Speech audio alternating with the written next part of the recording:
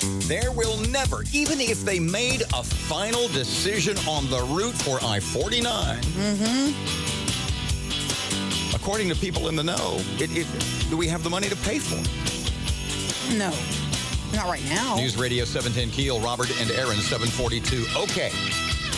So where do you want to start with? There's not enough money, and we don't have enough money to pay for the roads that we have, much less new ones. Is that right? That's exactly right. Okay, that's what Shawn Wilson, head of the DOTD, said. Gard Wayt, executive director of the I-49 Coalition, said basically, in fact, Gard was quoted as saying, Mr. Gard was quoted as saying, we need to raise the gas tax to 25 cents a gallon. What's gas tax in Texas?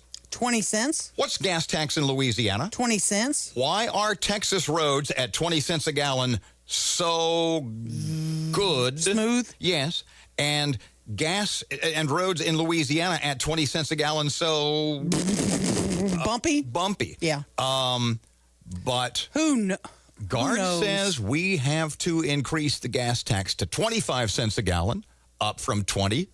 And he has also, he didn't propose this, a new state tax, which would tax everything vehicle-related, i.e., you get windshield wipers, tax. Yep. You go to Walmart, buy motor oil, you like to save a few dollars and do it yourself, tax. New headlight for the front headlights? Tax. You buy seat covers for your clunker? Yeah. Tax. Here's what Gard... We said to Gard, wait, did you really... Is this quote accurate? Did you really say these things? That was probably a combined quote from several people, but what I did say was that in order to finish the interstate, we will probably need to have multiple sources of revenue. Does that scare you yet? Does that get you upset yet? Yes, it gets me because upset. We've got the quote here from Shawn Wilson, Dr. Shawn, an awesome interview, a fine young man who ties a full Windsor and ties it well. Yeah. And he's the Secretary of the Department of Transportation and Development, and he says, going to play the whole cut here, it's about a minute or a minute and a half, when he was here on, I think, Monday, and he said, no matter how much money that you give to government for roads, bridges, infrastructure, it will never be enough. Because I can tell you, there's never going to be enough money. We've got a $13 billion backlog. Those are just projects we should take care of because they're already built. And then there's another $10 to $15 billion of projects that we want. Pardon me, should I be scared that somebody from state government just said to me, there's never going to be enough money? No, because that's the fact. There's never going to be enough money to build everything. We've got $25 billion right now in maintenance needs and new construction needs. I can't charge the public enough to pay for all of that today. Now, if you give me some money and you manage it and you index it so it can keep up with inflation or keep up with fuel efficiency, over time you can do that. Take I-49 North, for example. 12 years ago, we stood up at Mara Murtis and broke ground, and today we stand here building the last segment to get to 220 that'll open in late 2017.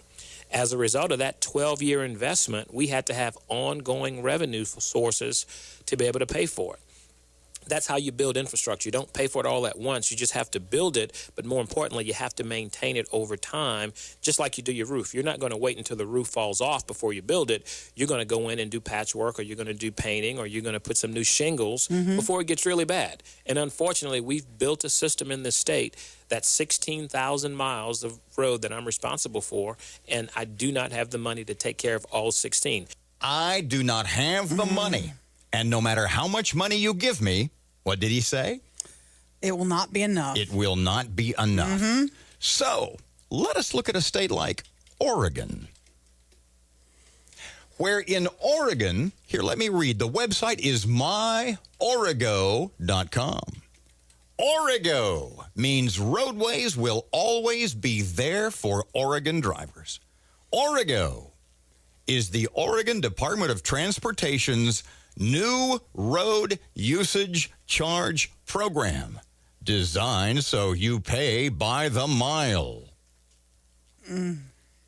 When you join Origo, you only pay for the miles you drive. It's fair and sustainable. It's the way to fund road maintenance, preservation, and improvements for all Oregonians. What do you think about that? I'm against that. It's like a toll road. What's the difference between that and a toll road? A toll road, at least I can avoid it. I can go around it. That's the whole point, is they don't want you to avoid.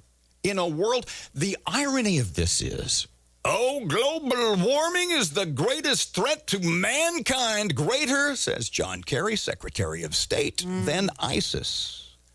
So the very people in government that tell you that by driving your car you are destroying the world are telling you that the only way to keep those roads functional, to have roads that sound like Texas and not Louisiana, is to drive even more so we can charge you by the mile. Yeah.